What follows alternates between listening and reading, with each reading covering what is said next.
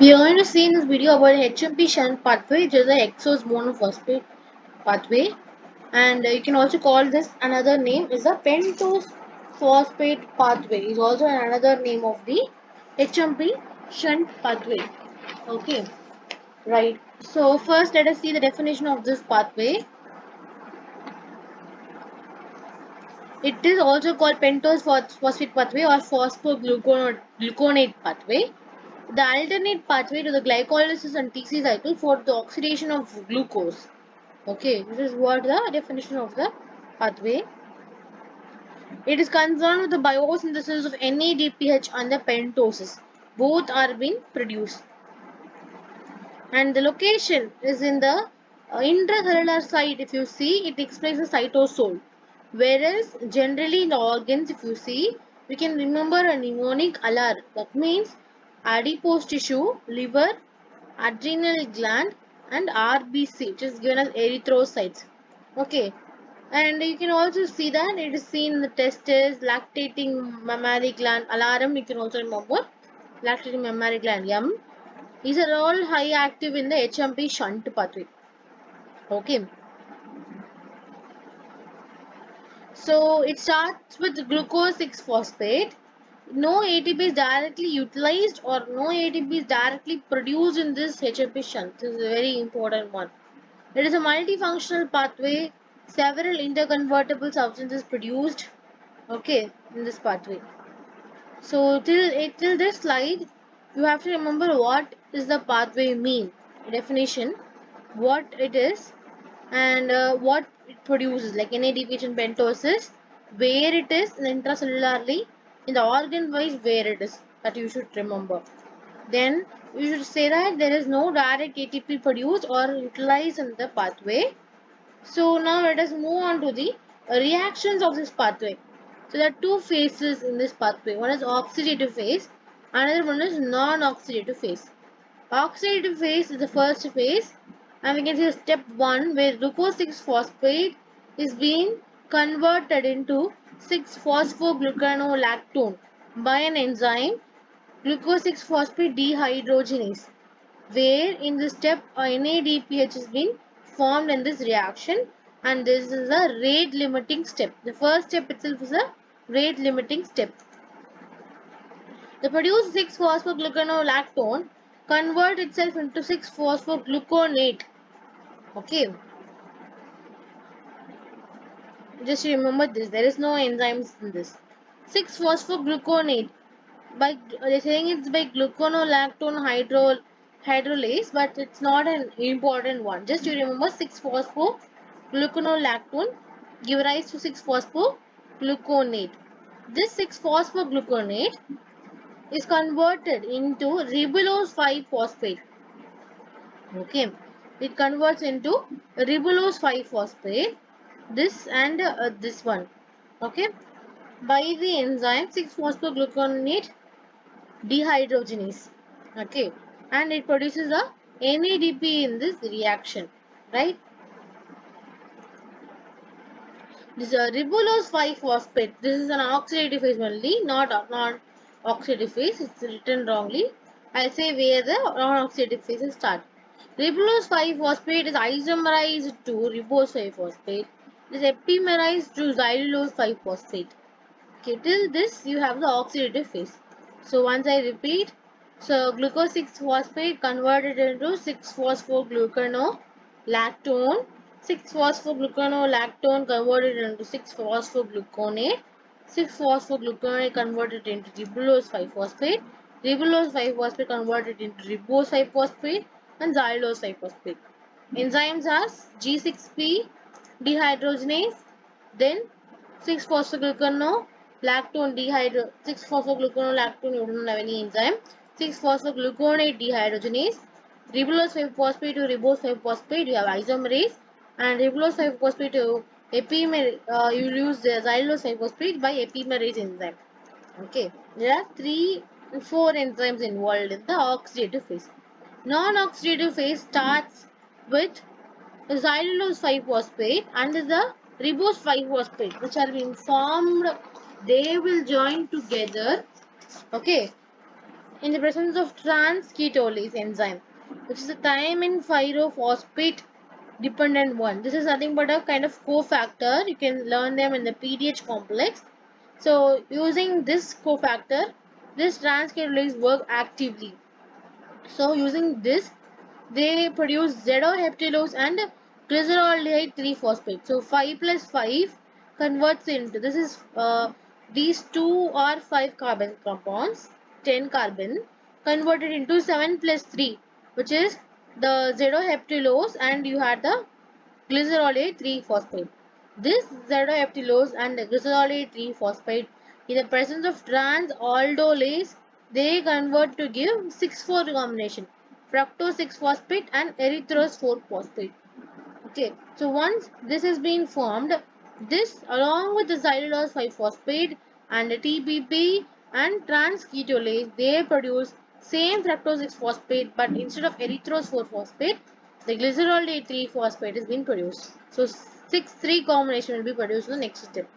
So trans-ketolase, what happens? Fructose 6-phosphate and glycerol 3-phosphate are produced from the fructose 6-phosphate and the xylulose 5-phosphate. Okay, that is from erythrose 5-phosphate, 4-phosphate.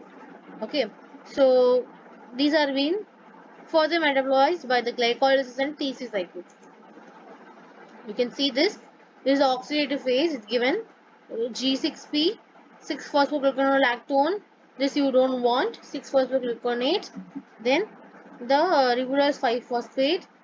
Then up to this, till this step you have the oxidative phase. Then comes the non-oxidative phase where Z-heptilose and the glycerol 3-phosphate, erythrose 4-phosphate and fructose 6-phosphate. Fructose 6-phosphate and glycerol 3-phosphate will be formed. Okay, so that's what given right here. This may seem confusing, you doesn't want to see this, or else you can see 6 glucose 6-phosphate, 6-phosphogluconolactone, 6-phosphogluconate, ribulose 5-phosphate, ribulose 5-phosphate producing ribose 5-phosphate and xylulose 5-phosphate. Okay, right. So in this, those two things combinedly they form the Z-heptilose and glycerol 3-phosphate. Then comes the other two things, which is fructose 6-phosphate, and you have fructose 6-phosphate along with that erythrose 4-phosphate.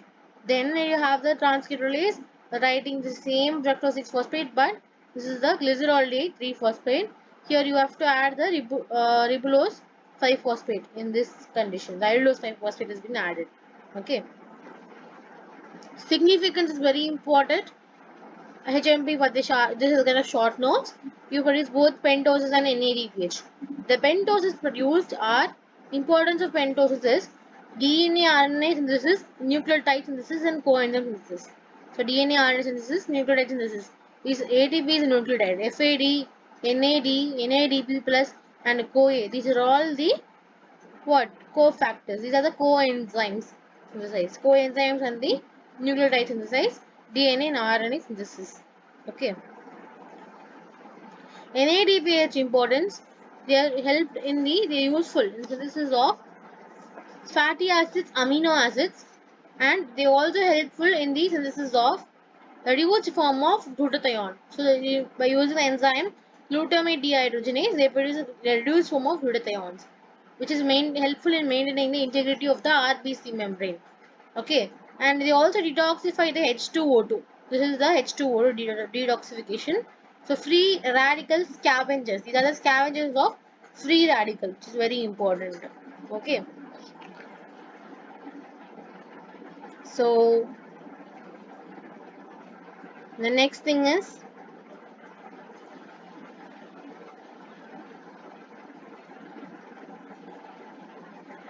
they'll just maintain the RBC membrane integrity by producing the reduced glutathione. Okay, reduced glutathione will detoxify the peroxide and free radical formed within the RBC. Okay, so NADP is glutathione and glutathione reductase together will preserve the integrity of RBC membrane by scavenging the H2O2 or the toxins, the free radicals. The reduced glutathione will maintain the or preserve the integrity of the RBC membrane.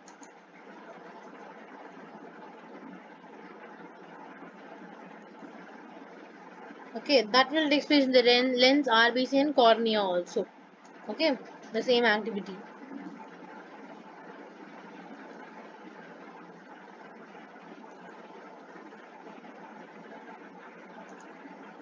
So regulation of this pathway is very important.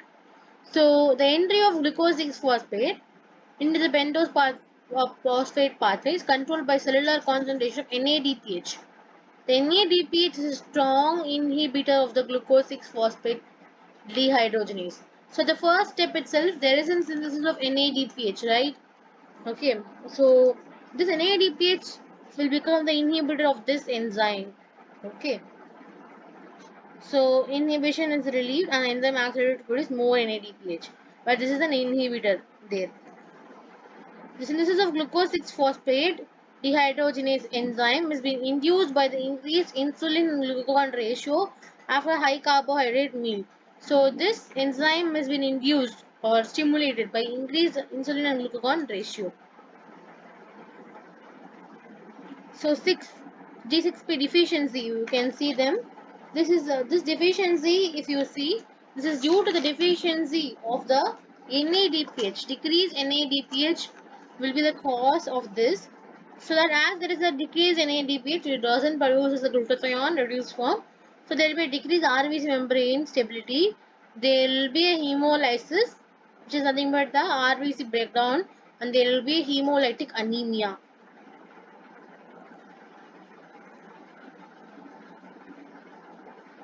So this patients who's having the glucose 6-phosphate deficiency, they are more resistant to malaria. So for this kind of drugs is being given to the anti-malarial, like anti-malarial drug.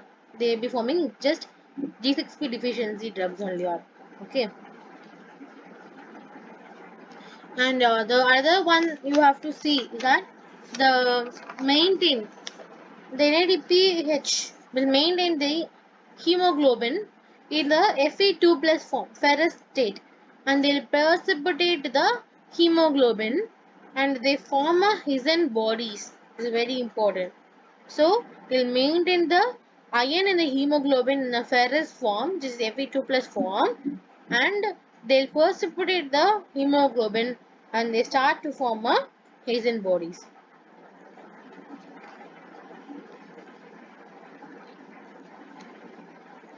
Thank you.